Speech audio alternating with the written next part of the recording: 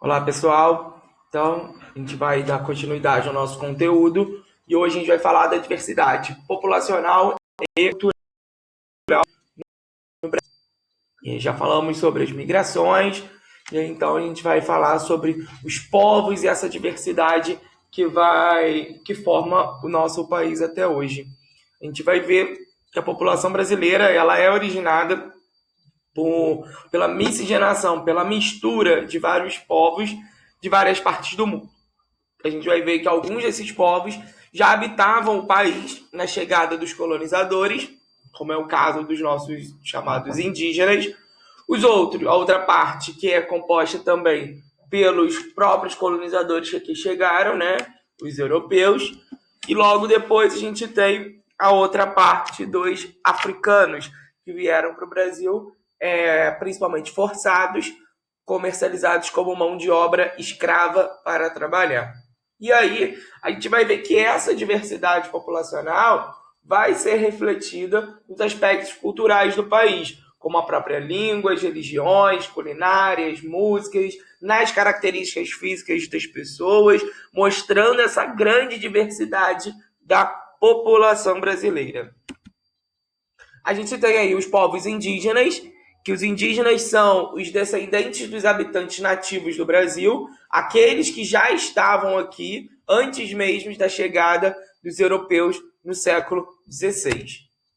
E aí os africanos, que o primeiro grupo de africanos chega no Brasil a partir da metade do século XVI, vendidos como escravos pelos brancos portugueses, e esses grupos trazidos de diferentes áreas, de diferentes locais da África em diversos períodos.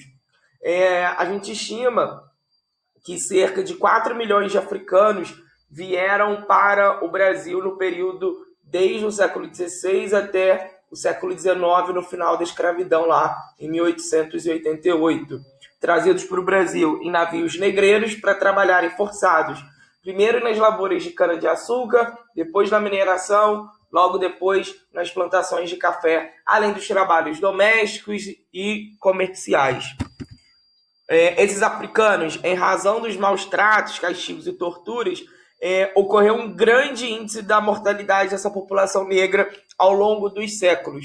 Mas, acima de tudo, foi-se cada vez mais intensificado para que os imigrantes europeus e asiáticos viessem para o Brasil a partir do século XVI, do século XVII e XVIII.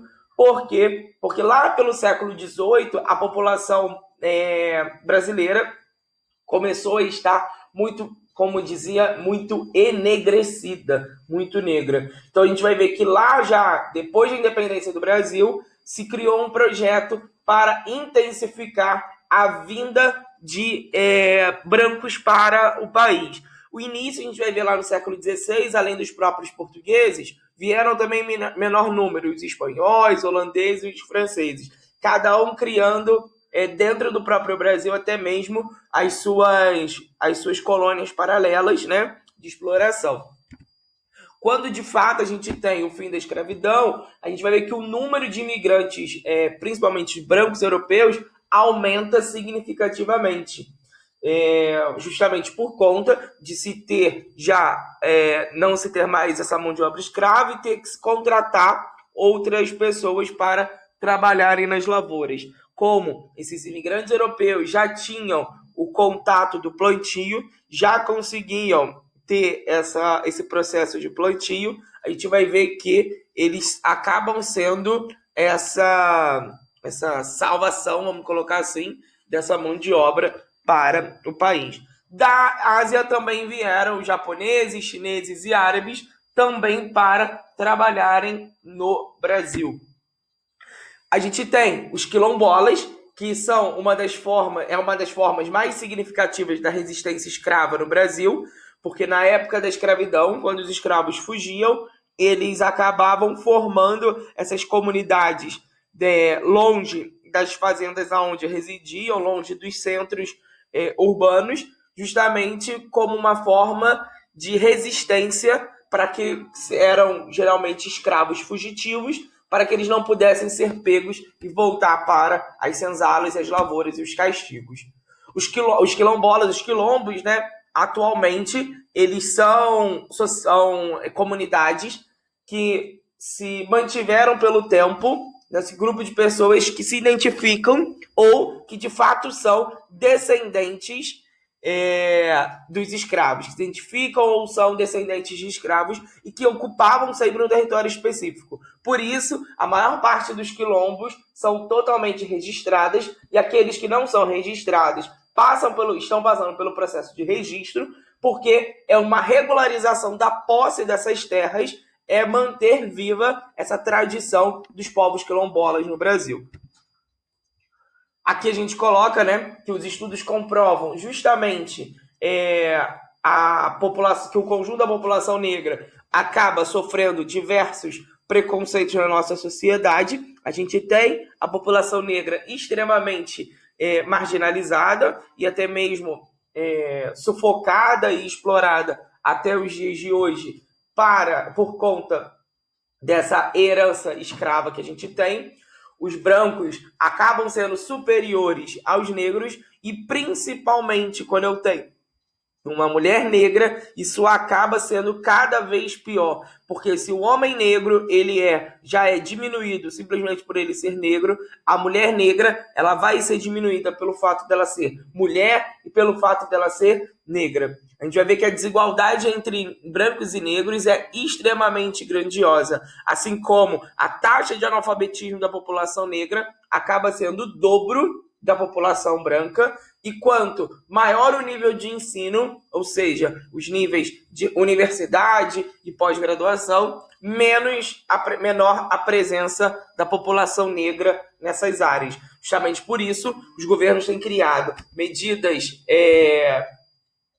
afirmativas para que a gente consiga colocar botar essas pessoas nas áreas, cada vez mais diminuir essa desigualdade entre esses povos.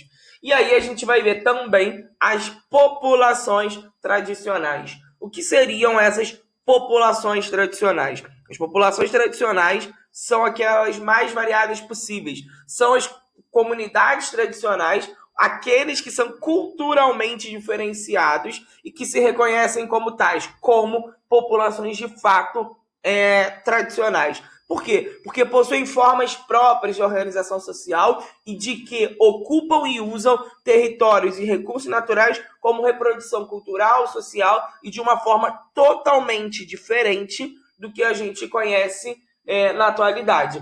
Por quê? Porque se utilizam de uma forma de transmissão de práticas geradas e transmitidas pela tradição que eles receberam dos mais velhos para que possam trabalhar e consumir o espaço.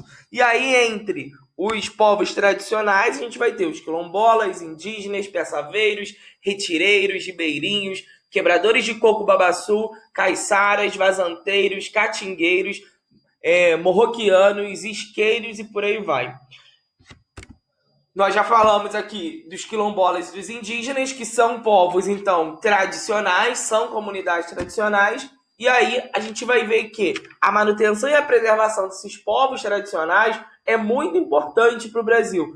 Porque não é simplesmente pelo fato de se manter um povo, mas sim de que eles fazem parte do patrimônio cultural do país. E isso é garantido pela Constituição, além do que a prática que eles têm na nossa sociedade é uma prática sustentável do uso da natureza. Então, além deles terem essa prática, o ponto maior é que esses povos tradicionais, essas populações tradicionais, essas comunidades tradicionais são, de fato, o patrimônio, fazem parte do patrimônio brasileiro. E aí, todos esses grupos têm em comum uma parte da relação do baixo impacto ambiental com o espaço ocupado, justamente porque receberam das tradições e das práticas dos mais velhos, receberam essa tradição passada, e aí então o fato de utilizarem o espaço com baixo impacto ambiental. Daí está também o fato deles lutarem cada vez mais para recuperar o controle do território onde atuam, ou de onde moram, ou que já atuaram ou viveram. Os ribeirinhos, eles dependem da dinâmica das águas, eles estão localizados principalmente às margens do rio Amazonas, na região norte, e vivem principalmente da pesca.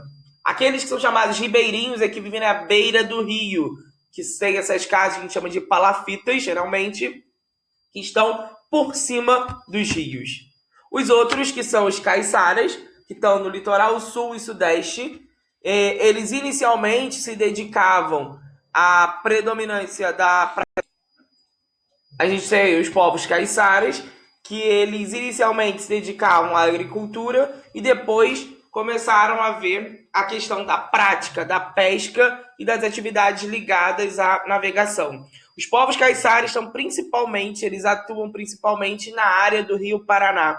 Então, dos povos que a gente fala, dos povos tradicionais, a gente vai ver desses povos, todos esses povos, a gente vai se ater principalmente nos quilombolas, indígenas, ribeirinhos e caiçaras. Não quer dizer que os outros não tenham importância, pelo contrário, cada um tem importância dentro da sua história e da sua tradição. Porém, a gente vai se ater somente nesses 4.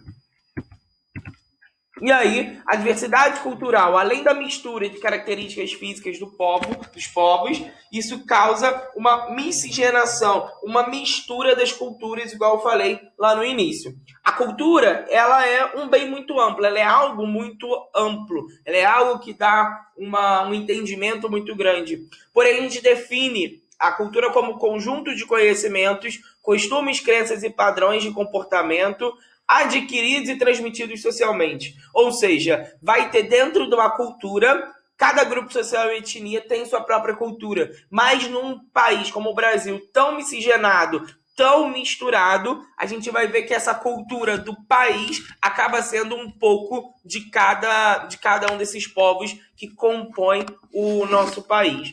O importante é saber que a gente tem que respeitar as origens culturais de cada um, saber que tem que respeitar e buscar uma convivência respeitosa entre todos, principalmente por conta de que até hoje religiões, culinária e algum tipo de palavras ainda são extremamente desconhecidas ou até mesmo acabam estando no preconceito das pessoas. E aí, considerando essas características físicas e culturais, a gente pode realmente nos perguntar, afinal, como é o povo brasileiro? O povo brasileiro é um povo único, um povo formado apenas por um único povo, por uma única parcela de população, tem uma característica única, ou na verdade o povo brasileiro é aquele povo totalmente miscigenado, é aquele povo misturado, é aquele povo que tem suas comidas diferentes a cada lugar que você vai, seus pontos turísticos, sua vegetação, sua característica natural. As pessoas são pessoas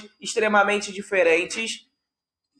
Sendo esse país todo miscigenado, misturado, a gente vai ver que o Brasil acaba sendo um país de vários povos, um país sendo formado por uma população totalmente diversa, totalmente diferente uns dos outros, e aí o que nos cabe justamente é trabalhar com a questão do respeito mútuo, ok?